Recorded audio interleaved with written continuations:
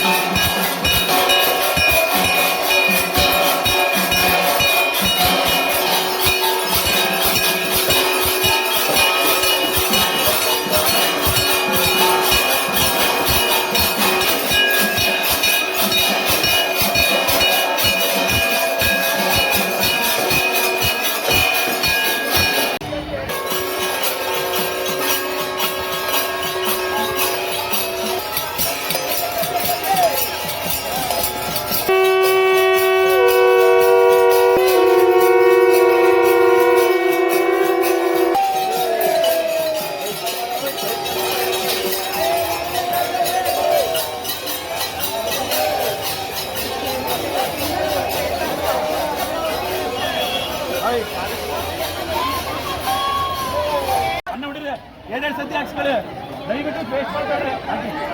ಪೈಸಾ ಹಾಕೋದು ಕಳಿಸಿ, ಮುಂದೆ ಪೈಸಾ ಬೆಳೆದಾರ ಮತ್ತೆ ಬೇಡಿ ನೀನು ಹಿಂದಕ್ಕೆ ಅಲ್ಲಿ ಆ ಕಡೆ ಮಧ್ಯಪ್ರಮಾಣ ಬಿಡ್ತಲ್ಲ.